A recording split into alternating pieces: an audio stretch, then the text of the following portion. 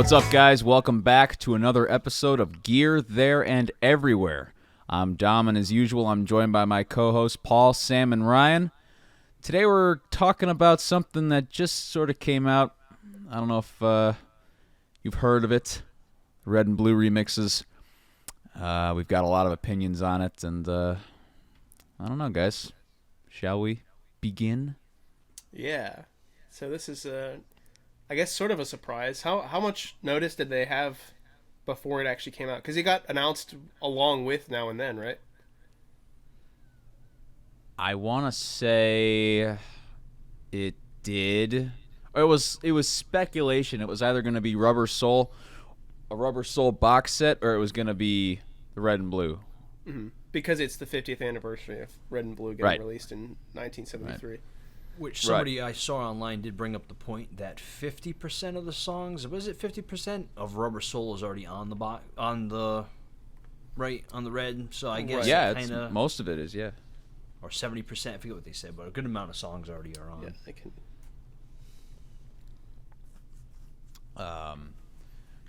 Yeah, it's. I want to say they added "If I Needed Someone," which was really cool. Yeah, that's actually kind of surprising. I didn't realize how. Like, I was thinking that less of Rubber Soul was there, but I guess all the other stuff from Rubber Soul that's on the Red album was already there, except for If I Needed Someone. There were no George songs whatsoever on the original Red album, which is kind of a shame. Sacrilegious. Holy yeah, cow, so that's horrible. Yeah, so let's get into like maybe starting going disc by disc, what got added. So for the first disc, which is on the Red album, we have I Saw Her Standing There, Twist and Shout, This Boy, and Roll Over Beethoven. You Really Got a Hold on Me, You Can't Do That, and that's it on the first disc. So of those, yeah, the oddest one to me is probably You Really Got a Hold on Me. Yeah, why that? That's weird. So my guess is that this is sort of in part related to putting more of George on there, because that's sort of a dual John and George vocal on that, right? Yeah. So maybe that's why. It's like immediately following Roll Over Beethoven, so they're trying to do the same thing there. But then you might ask, like, why not Don't Bother Me? Best guess at that is just like the overall vibe of the thing is like happy love songs, so maybe like Don't Bother Me seems like an odd track to throw on a compilation album. Yeah, it does. Yeah. There could have been different covers they chose, like Long Tall Sally or Kansas City. Like, I don't know. Yeah, Long Tall Sally. That now that I think about that, that seems like that probably should have been on there. But I don't know. Even for I don't know. Is there any other George stuff that could have gone on there? You think would have been better? Like, Happy Do You Want to Just Know to a Dance Secret? With You. Yeah, that could have been a good one. I Need You? Yeah, that could have been on there. Yeah. I was gonna say You Like Me Too Much, but that's not a strong one. No, I wouldn't put Not that. the way that. I Need You. That was actually a really good idea, because that's kind of like an underrated song in a way. You don't really Totally. hear any playing anywhere. So I do think. I mean, adding I Saw Her Standing There and Twist and Shout seemed like a no-brainer. This Boy makes a lot of sense. You Can't Do That makes a lot of sense. You mean You Can't Do That was originally going to be the single instead of Can't Buy Me Love, right? So definitely, I Saw Her Standing There sticks out. Ton of guitar playing, love it, sounds great. From the little bit I've heard of it, and This Boy, I thought This Boy sounded really good.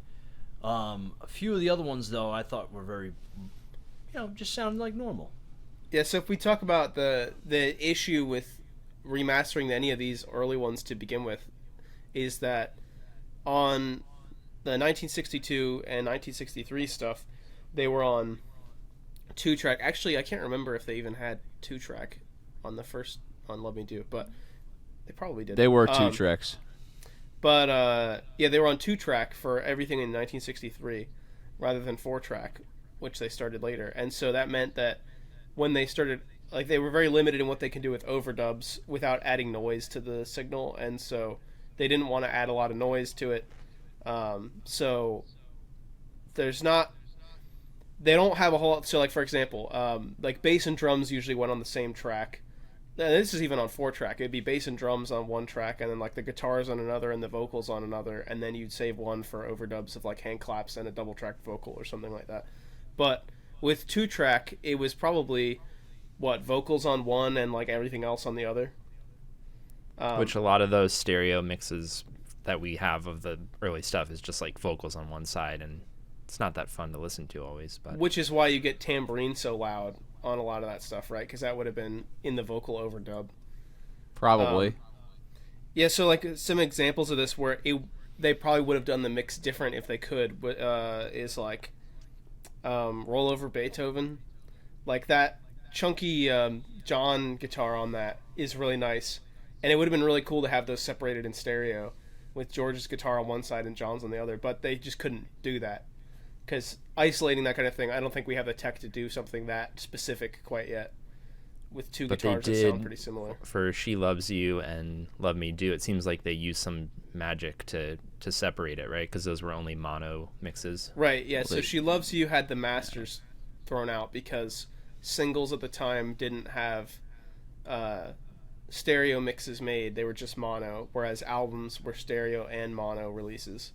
And so the masters got destroyed for She Loves You before they ever made a stereo mix. So She Loves You, and I guess Love Me Do is the same deal because this is the earlier version with Ringo on it, right? And I don't know, I think of all of these, at least from listening to it recently, She Loves You had the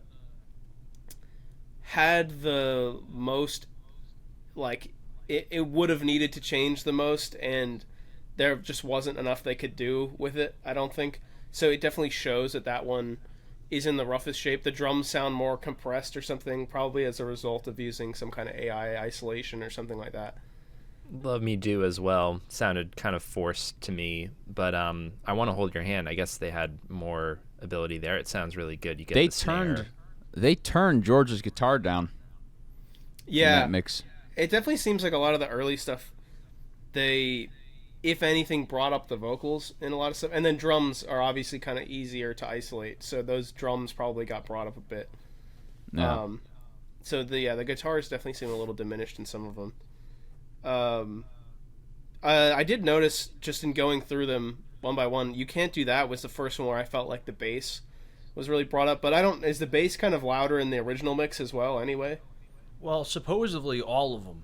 I guess when they were going through all of these, all of them had tons of bass, especially the early ones, and they were really surprised, I guess, how much big bass was in it. So I guess they were able to extract it a lot easier because of the amount of bass that was already there, supposedly. So, and I guess that was in their quest, was to bring out more bass. Why I know this is I've been watching a ton of the Red and Blue videos on YouTube constantly, and I saw it in one of the thousands that I was watching about them wanting to bring that bass out. That's interesting because, like, Paperback Writer in '66, they, like, really made a point of, like, we want to have our bass louder on our records, like Motown and all that stuff. So maybe what they heard, at least in EMI and the monitor mixes, they weren't happy with how much bass was in it, but Hofner is a very woofy, low-sounding instrument, right?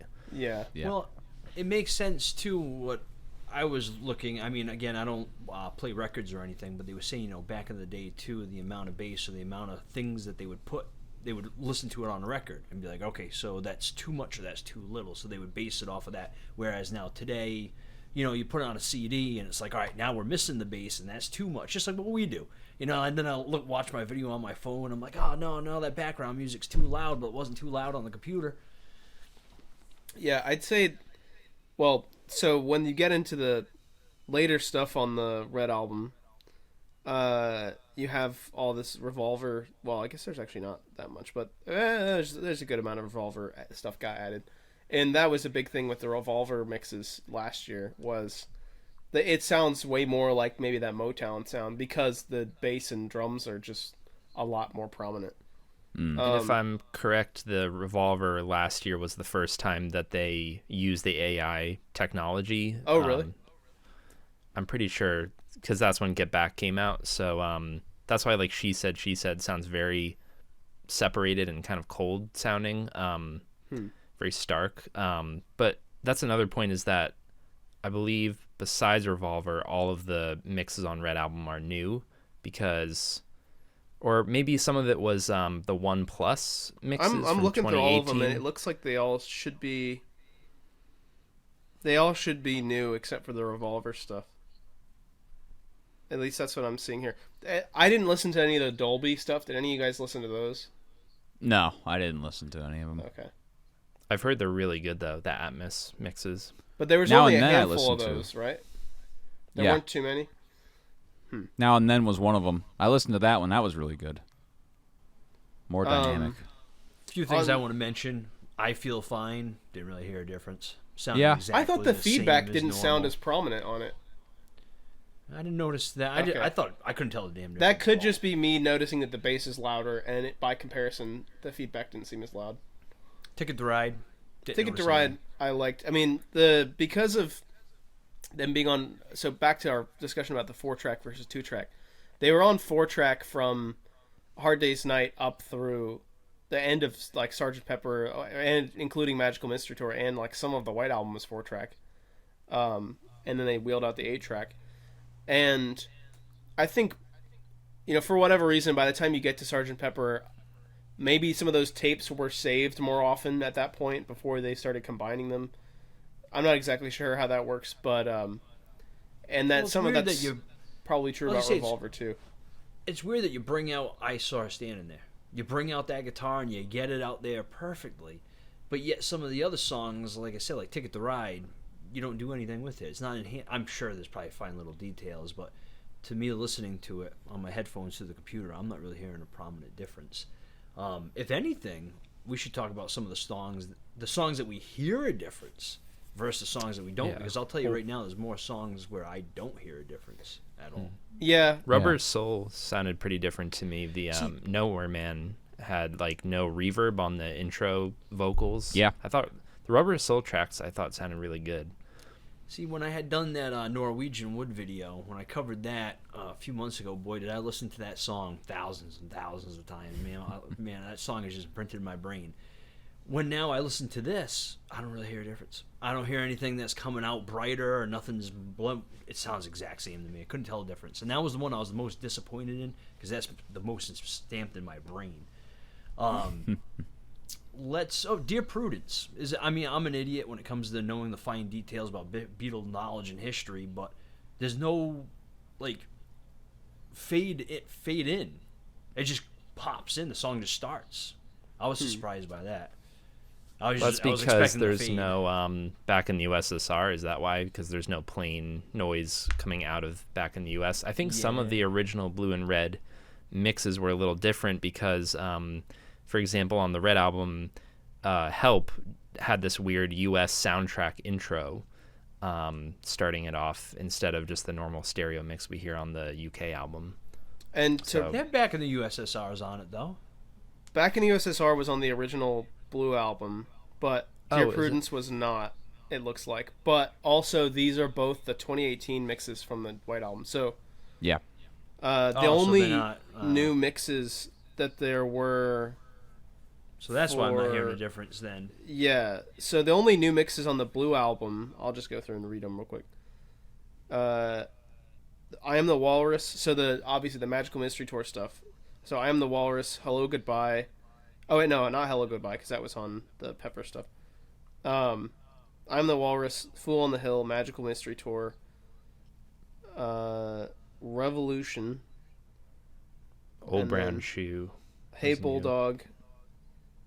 Old Brown Shoe, and that's it. Except for like now and then, I guess. But This is bull. I feel like I'm Ooh. being shamboozled. All right, this video's done. I'll see you guys later. Yep. Good night.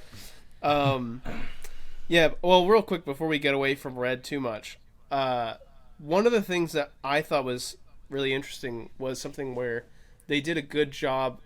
I only have one example of this, but I think they did a really good job of separating instruments, but I don't think it benefited the mix, and that is the Hard Day's Night chord, where Yeah. it's a lot more Well, separated, but it doesn't. It just you feel the dissonance a lot more, and it doesn't sound as good. It doesn't sound punchy and like memorable in the same way. It just sounds like rather than being like greater than the sum of its parts. It's just the sum of its parts, and that's it. So It I don't is know if you guys wider. Yeah. right? I It like is, but I don't think it benefits it a whole lot. I'm glad to hear it because I can more definitively say, like, this is like, oh, I can isolate these parts easier, but I don't think it's something that's like the definitive mix to listen to. No. Well, the bongos was... are pretty cool. The bongos are cool. They're louder. But way the louder on this mix. Hard Day's Night and Help era stuff is probably the stuff that is going to be the most noticeably different because it's the earlier 4-track stuff, and the Beatles for Sale stuff. So I would say outside of that, like the Can't Buy Me Love mix was very good, right? Yeah. What do you guys think about that? And let's see what else was on there. And I Love Her. I mean, that's probably not going to change a whole lot, right? I don't know. It sounded good though. Yeah, I didn't hear much of difference on that But one. this is the first time that I guess all of these are stereo because we had She Loves You and all those as mono. So I agree. I feel like when Revolver came out last year, you could really hear the parts because of the AI. It separated everything. But mono mixes to me are more pleasurable to listen to, Sgt. Pepper and Revolver. So it feels, I don't know if you guys feel the same way. That's a little stark. Well, so listening to some of them. They did. I already forgot now. Did they do, when they did Revolver, did they do both new stereo and new mono mixes, or which is just the stereo ones? They kept the mono mixes from the old original. mono mixes, right? I know. Yeah. She Said is one that people always bring up, that the mono mix is always better. I actually really like the new stereo mix when they put that out last year because of the guitars being isolated, and I really appreciated being able to distinguish them. But yeah, I could definitely, the drums probably sound better on the mono mix, with the compression and all that. I don't know. You guys said a lot about If I Needed Someone. I guess we already covered that a little bit, but that was probably the one that I saw the most people like reacting to, at least from the Red album, as being noticeably different. What do you guys have to say about that one? That and Day Tripper. Yeah. Because more you can just hear two guitars distinctly. Especially Day Tripper, you can hear what sounds like a clean guitar, and you can hear what sounds like a distorted guitar in my eyes. They're far more in your face. Yeah. Which is really cool. And the harmonies are, I don't know if the word is tighter or they're again more in your face. It's just crisper. I can't put a word to it, you know? Mm-hmm. Ringo's drums generally are just bigger on the Red album, which is nice. Yeah. In My Life didn't change. No, there's no change in that. No, they even kept the only thing on the left side of In My Life was just that cymbal during the chorus, and that's it. Yeah. One of the first things I went and listened to when I was listening to these was Girl, and that didn't really change much. I was really hoping, because there's this weird guitar in the background that's like nearly impossible to hear because it comes in sort of randomly. I don't really know if it was meant to be there or not. But there's this weird, it's almost slide sounding or something. I don't really know what it is, but it's an acoustic. I see Sam nodding, so at least he knows what I'm talking about. I'm nodding a lot because I think what actually happened was they, for that guitar solo on Girl, I think that they recorded it throughout the whole song and then they deleted it, so we still hear the bleed on some of the beginning. And I think on the Red album now, I don't think you can hear that. Is that what you were going to say? Yeah, Ryan? so is it just not there at all now? I don't think so. That's what I was really hoping. I wanted to hear it more isolated, but it's just not there, I guess. Girl? Which, again, with an more AI-centric type of thing, that makes sense that would have been deleted. So they finally got rid of the and Girl? They finally did it? No, they kept it? Oh, dang. They kept the tits. Yeah, you gotta keep those. Such a good song. They ruined that thing. I hate that song. You don't like Girl? No, they ruined that song. It was a good song, but then they did that. And I just don't like that stuff. I don't know. It just sounds stupid to me. That's funny. Okay, now let's get to the one that we probably all thought was the best new mix. The best definitive mix was Magical Mystery Tour. Oh, yeah. Easily. That guitar in the background is just pure amazing. Yeah, it's sort of almost baffling to realize that that was there the whole time, because, I mean, you can sort of probably go back now and hear it, and there was, people had isolations of these things already, but to actually hear it so clearly in the full mix was pretty amazing. And it was tape flange on the original, and now I think it's just clean for the most part. Is that because it would have been a more manual thing, and so remastering the like analog tapes to digital or something, like they couldn't have manually recreated that in the same way or something like that? I don't know. It's a good question, because on like Sgt. Pepper, the mono mix, you hear a lot of phaser on John's vocals and stuff like that, but on the stereo and like Yellow Submarine soundtrack, they got rid of all the like flanger on like With a Little Help from My Friends lead and stuff like that. So I don't know if it was an inability to recreate it, or if they just chose to do it. I don't know. Interesting. Okay, to go, we skipped over some of these things. Just to talk again about stuff that got added. If we go back to the second disc and look at the new ones there, it was actually only If I Needed Someone, Taxman, Got to Get You Into My Life, I'm Only Sleeping, and Here, There, and Everywhere, and Tomorrow Never Knows. So we're probably all glad enough about those all getting added. There's one glaring omission, though, which is Rain. Oh, yeah. So, I don't know. I'm trying to think, what would you have dropped for Rain? I was expecting more from Paperback Writer, honestly. I don't know, with the harmonies and everything, I was just expecting something maybe a little more crisp, or Ringo's drums to be a little more poppier. But it kind of sounded the same to me. Well, I mean, this is all the mix from last year. Are you referring to like when that came out? You wish it was different, yeah, maybe. Yeah, you're right, because it's not a 2023. Regardless, though. I mean, I think those mixes were good last year. So I think they're still good mixes. It sounds good, don't get me wrong, but it just there's nothing, I don't know. I'm trying to think what I would drop.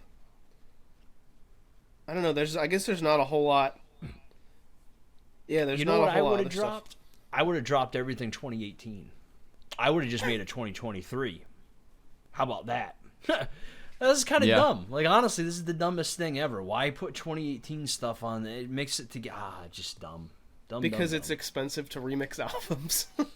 I know, but they could have just done maybe like one album, like a 2023 It's the freaking Beatles. They have unlimited amounts of money.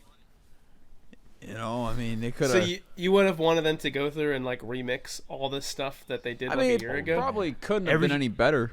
I would love for them to remix every single song that they've ever done 100 times over in every variation. Do this one here, guys. Here's this one with more drums. Here's this one with more guitar. I would love it. Well, at that point, wouldn't you rather just have them release all the isolated tracks to the public and let people make their own mixes?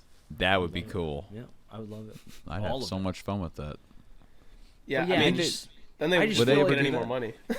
They should have just made a 2023 though album. They could even made a little cool little new album cover and had our little buddy Klaus make something for it real quick. I mean, they could have done anything. If you did something like that though, you're never gonna get the album tracks. You're just gonna get like the Beatles one album basically, but with new mixes. You're never gonna get. But to hear Magical Mystery Tour and then to hear all the new songs that they added on and stuff, it would just make the excitement of the 2023 mixes real.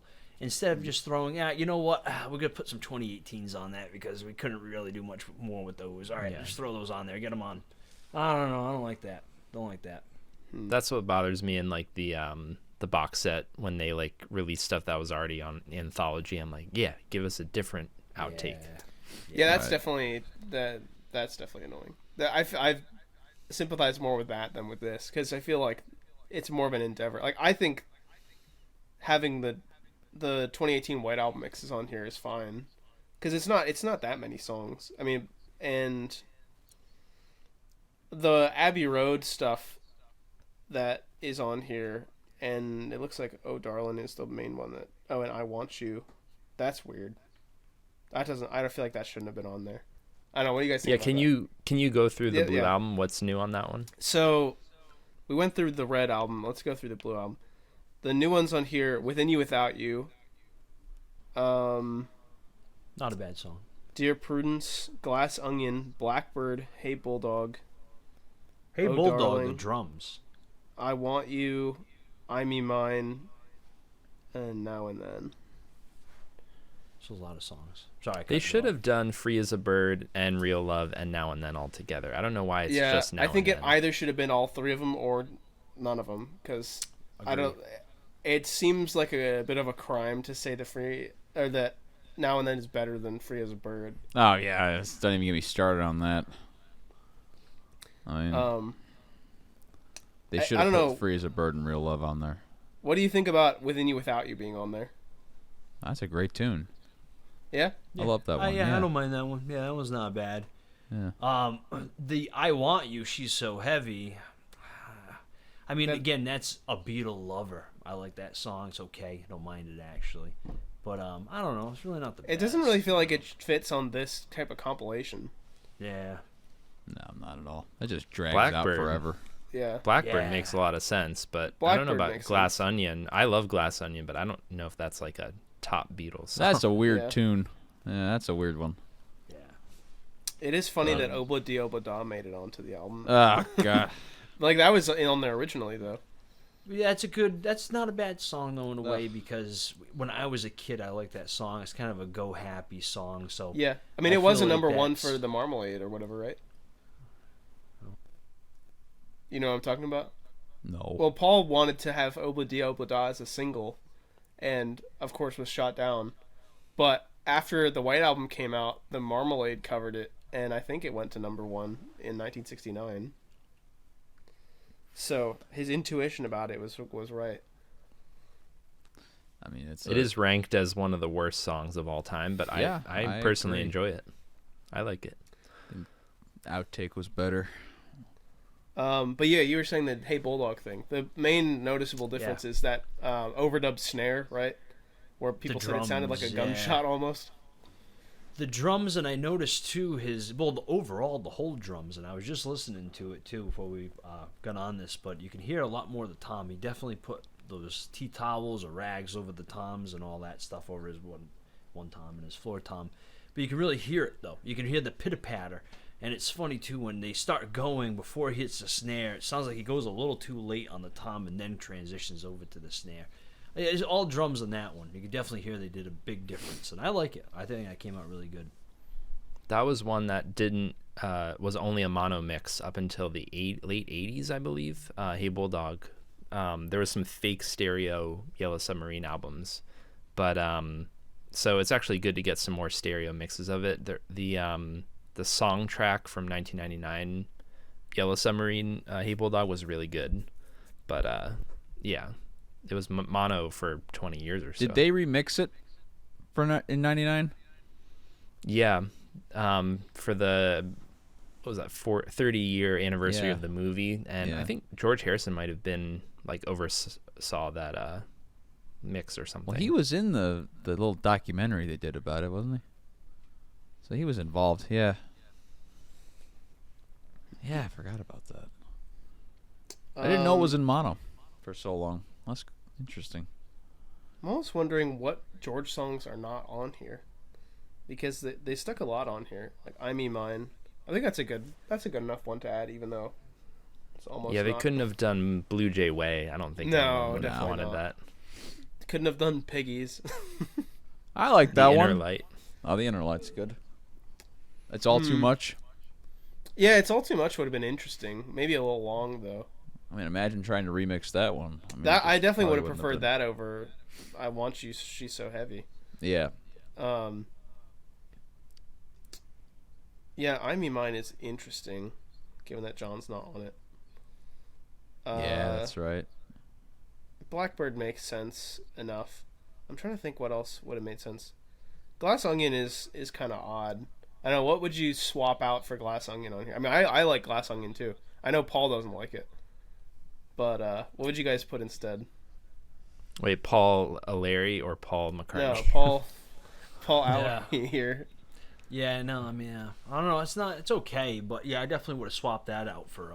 Happiness is a Warm Gun. How about that? That would be good. I'm not a fan of it, but it's a classic. It's catchy. It's good. I mean, I like it. What, Or Helter like, Skelter? Birthday, Ugh. maybe. No. No, not Birthday. No. Doesn't that fit perfectly on this type of album? Because this is like Yeah, a it really compilation. Like this Yep, is like agree. the people who don't listen to all the albums that much. They probably want to hear Birthday. I mean, Who do you oh, I got who it. do you think is buying like this album and has never heard the Beatles before though? Like, That's do you true. think I this mean, is in more fans? 1973, there was a second wave of Beatles fans that like this is how they heard all of the stuff. So if Well- you're thinking of it in that context, then it makes sense. But obviously that doesn't exist anymore. There's not people that are like you said, there's no one that hasn't heard the Beatles that went and bought this album. Sure. Well, there's a lot of new people too that are getting into it. Like even same with me. I don't really know Led Zeppelin too much, so I kind of started getting into it. But I just go online and I'll just type in Led Zeppelin album, and then bam, whatever comes up right in those boxes, that's what I click and listen to. So that would also distinguish what I'm listening to, how it is, and all that, blah blah blah. So I guess that does make kind of a big difference what songs are on it and everything else. That's sort of funny to me because it's a wildly different approach from how I listen to new music. I very often will just go look up an artist and then just go to their first album and listen to it. Chronologically. Well, yeah, same. Yeah, Yeah. well, yeah, I don't know. I don't do it chronologically. No, But I then just then look that also doesn't always work because sometimes their first stuff is garbage. Most of the time, yeah. I've heard. I haven't ever gotten into David Bowie, but I've heard that about him. Yeah. Oh, you gotta listen to his first album. It's hilarious. It's like all songs like Rubber Band and Uncle Arthur. It's funny. I saw an interview with David Bowie, and he was saying that he doesn't really care for Paul McCartney's music that much. And I just laughed. I'm like, all right, yeah, that's the whole reason why you're even playing and you're here is because of him. So move on. There was a nice story about that I read about. What was it? Paul and John both being at David Bowie's house for some like album launch party or something like that. I don't remember which album it was. Someone know this story? No. It's something No, no where clue. he played the album and they're like, oh, that's great and all. Then he played it again, and I think Paul was starting to get like annoyed, and he played it like a third. I think he was gonna play it a third time, and John was like, look, man, Paul doesn't want to listen to it or something, which is a nice story. But yeah, I mean, I don't think anyone's gonna be able to listen to too many albums 3 times in a row on a first listen.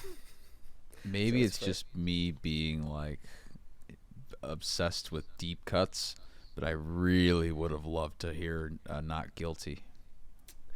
I mean, like that would have been great and all, but there's no. But there's way they no would've way. done it. Yeah, right. But I'm I don't trying to know. think. Would have been a cool remix. I don't know. Yeah, I mean, there's certain ones like deep. I don't know if this would be a deep cut, but like I'm glad the Old Brown Shoe is on here, but that was on the original Blue album. That seems like a good fit. That's a great song, though. I never liked the way they mixed it, though, on the original. Yeah. I mean, do you have anything to say about this? That's one of the few on the Blue album that has a new mix. I think that probably it's is good. I really liked it. I But don't the know that I have vocals are anything- still not in the forefront. I mean, especially in the original. What was going on with the vocals on that one? No clue. It sounds almost like he's singing through a sock or something. Oh, it's like he's in the back of the room and the microphone's 10 feet in front of him. It's weird to listen to. I think it might have been Savoy Truffle, might have been one, but I know there's some ones where George was in the control room with the speakers playing as he recorded it. So there's like a lot of bleed. Oh, weird. But there are a lot of songs like that where George, it's kind of dark, like I Me Mine is like that. Old Brown Shoe, it's almost like he's in a weird booth or something. Yeah. And that's doused just in George room for some reverb. reason. Yeah. Was George on piano for that song, too? I believe he was. Yeah. There's a lot of opinions because they say that Ringo was filming that day and that it had to be Paul on drums, but I don't think Paul could have done that drum beat. Oh, he on can't Old do Brown it. He's Shoe. even said it. He can't do the shuffle. Yeah. So. Did that was any a of good- you? yeah. Oh, I was just gonna ask. Did any of you have something to say about the other stuff off Magical Mystery Tour? Because those were also new mixes, like the Fool on the Hill, and Oh yeah, I'm the Walrus. They like cut out George's guitar almost completely, Yeah. and at the end, I believe you can hear more of the radio sounds, which is kind of cool. but I was missing George's guitar. Yeah, I didn't think I Am the Walrus was an improvement by any means. No, I noticed though his voice, when it goes to like the bridge part and then, I'm sitting in an English garden. John's voice doesn't do that really weird transition anymore. It's more of a subtle, like more him singing. It's more true instead of that shoebox thing that we were talking about, like with George. What was the song we mentioned just before that too? Oh, Fool on the Hill. I didn't notice the difference. And that was another one too. I just listened before we came on. I didn't really hear. Kind of sounded normal to me. Yeah, I didn't notice much of a difference. They remixed Lady Madonna, I believe. That was it looks was a Dolby Atmos for mix. the Dolby, yeah, but not for the one. So I haven't actually heard the Dolby stuff. They remixed Revolution. Yeah, that one was fully remixed. What did you guys think good. Of that one? I liked it. It was good, but for Love, that album, they had the guitars separated left and right, and for this one they just kept it like Past Masters where both guitars are on the same side, so I was a little disappointed, but yeah, I think I would have preferred them split, but maybe that's just us because we do guitar stuff. I don't know. Probably. I don't know, I feel like we covered most of them. Everything else is either the 2019 mix or the 2018 mix, so like Abbey Road or in 2021 2015 for the Pepper, yeah. Well, and 2017 for the Pepper stuff. Yeah. So, I don't know. Do you think it was worth doing over just doing Rubber Soul? I don't know. Maybe they'll release Rubber Soul eventually. I would have been more excited to hear outtakes. Well, yeah, definitely. In a box set. That's why I was a little disappointed when they announced the Red and Blue. Yeah, I kind of don't know what they're waiting for with outtakes because like their audience is dying. Literally. So, yeah, I don't know. Yeah. I think this was probably like it's entirely possible that they were thinking of doing the like a Rubber Soul remix, but then Paul and Ringo were like, "Hey, let's do that new song," because I assume the Now and Then stuff originated with Paul, right? Yeah. I was gonna say this whole thing sounds like an old person idea. And then at that point, I don't know, maybe someone else was thinking, well, it's 50th anniversary for this other thing, so we should probably reissue that. And if we want to promote Now and Then more, we do these together. And that was the only way Now and Then was going to get on this. There's no way, if they did this a couple of years later, there's no way Now and Then would have made it onto it. Stick it to the end of Rubber Soul. Oh, gosh. Ooh. There you go. That's one way to get your attention. Would you guys rather have Carnival of Light or Red and Blue albums released? Oh, definitely Carnival of Light. Oh, jeez. Carnival of Light is just Revolution 9. Yeah, probably, but it would have been cool just studio audio. I would rather have that. I mean, the only thing that I think was like something where it's game changing is the Magical Mystery Tour remix. I think everything else. Yeah. Well, we would have got everything else eventually anyway in another form, but I don't know that at least based on like what She Loves You sounds like, I don't know that our like audio separation stuff is good enough yet to warrant doing this type of thing. It might be. So the public might just not know about it. Well, I'm saying I don't, based on the new mix of She Loves You, I don't know that it's good enough yet.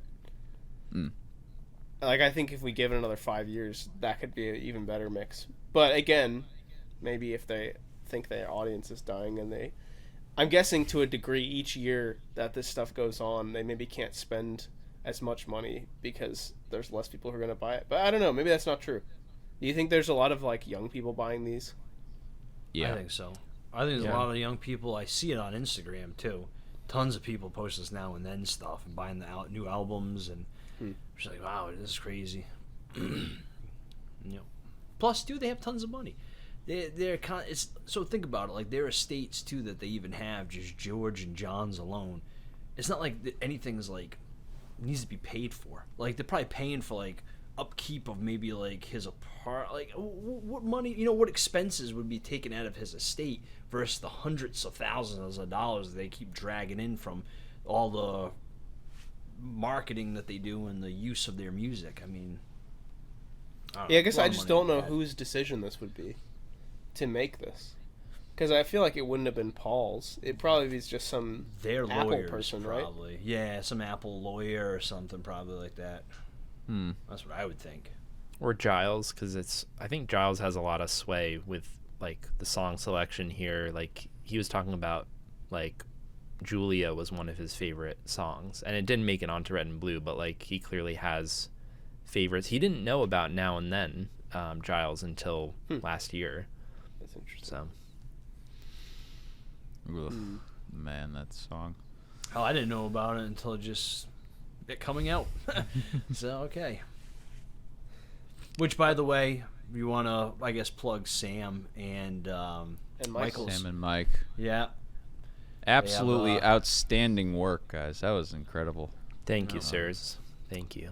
Well, Michael did a really good version. I just rushed Now and Then the day that it came out. Oh, yeah, Michael that's right. actually Yeah, did it Sam, right. yeah. Sam, yeah, you have your own version that you came out the day. You were the first to come out with the version, of course. And then Then Michael did it right. then Michael did it, and then you did the slide guitar with him on it. Yeah. So, bravo. Yes. Bravo to everybody else out there that has covered the song thus far. Our hats go off to you for enjoying the Beatle music. Yeah. Yeah. There you go. Well, should we cut this one short? I don't think we have Yeah. a whole lot else to talk about. Yeah, No, this I is a think quick so. one. It's good. Oh, I would have had a lot more to talk about if there wasn't. I had this whole 2018 thing and 2015 song. I mean, come on. Might as well just stick stuff from 62 on this thing. I mean, I don't know. I think the new White Album remixes from 2018 are like objectively better than the original White Album. Like basically across the board. I don't know that I'd say the same thing about Abbey Road. I feel like Abbey Road's like just as good. Maybe some of it's a little bit clearer, but I don't think it really changed a whole lot. But maybe that just speaks more to how the album was mixed originally. Yeah. I didn't really like Giles's stereo mix of Pepper when it came out, but then on the Blue album now, it sounds good to me. I don't know if it's the same or if it's just me. You said you didn't really like it when it came out originally? No. It felt like Getting Better was like super compressed and like in your face. So I don't know. The most glaring difference with that was Lucy in the Sky with Diamonds with the panning of the vocal. What did you guys think about that? Yeah. What was that? Yeah, I I liked missed that. Wait, what was that? I don't remember. The vocal on Lucy in the Sky with Diamonds, I think, just panned left and right throughout the first verse or so. And it was like, complete, like the original didn't have anything like that. Or maybe, no, it wasn't the vocal. It was the, it's not a harpsichord, whatever the Lowry organ. Lowry. Yeah. Yeah, that was panning left and right. That's what it was. Yeah, I knew what you meant. But it was very jarring. I thought it was weird that they changed it that much. But, I mean, it sort of makes sense for the song, but I did think it was kind of strange. And that's on this album, right? Mm-hmm. Yeah. So, I don't know. I should probably listen to the Dolby stuff, because those are probably all right. But They are. They're good. Yeah. anyways, well, what do you guys think the next release will be? You think we're getting a full Rubber Soul? I mean, at that point, yeah. like, what's the point if they've already done half of it? Yeah. Well, that would be 2025 if they're going to do it the right year. So Yeah. next year would be what, like Hard Day's Night or They won't do that Beatles that for quick, Sale. right? I don't know. Let's get just a Long Tall Sally EP with new mixes. I mean, that might actually be pretty good, because none of those have been remixed yet, and they would all be 4-track. Yeah. If it wasn't for every single Beatles tribute band out there doing Long Tall Sally as their encore song, I'd probably agree. But past that, yeah, that song's got to go. That's so funny to me. I've always loved Long Tall Sally. Oh, gee, I didn't think it was bad either, but every encore song, every Beatles tribute band, that's all it is that song. You don't gotta that tell I'm me down. twice. God. Oh, you Twist guys and do Shout. it too, Dom? Uh-huh. Oh, Twist and Shout. Oh, yeah. Yeah. I that's much another good prefer encore. Long Tall Sally to Twist and Shout. Oh, dude, Twist and Shout is the same 3 chords for 3 minutes. Yeah. It's the Yeah, but it worst. has flavor though. Like Long Ugh. Tall Sally's just screaming. Like Someone asked me to do Twist and Shout on my channel. I just said absolutely not. Without the vocals, it's just three chords. No. Well, I did Lady Madonna, where I just looked down at my watch for half the song and then played the guitar. And it got like a lot of, I think it's like up to like 40,000 views now. That's pretty funny, actually. Amazing. Oh man. Well, what is your Now and Then video at now? I think it's at like 85,000. Holy cow, man. And the best part about it is that I originally put vocals in and they blocked it. I took the vocals out and now there's no copyright claim whatsoever, and I'm monetizing the 85,000 views. Wow. Fantastic. Well, guys, it was great. Thanks for everybody that came to the end to see this fantastic episode of us covering the Red and Blue albums. I hope everybody enjoyed. Don't forget to check out the new song that we mentioned from Sam that has up, and the one that Michael did as well with Sam.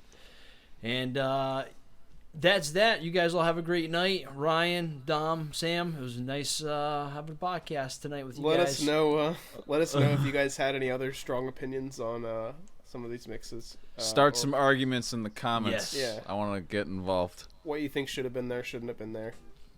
Yeah. All right. Well, we'll see you on the next one. All right.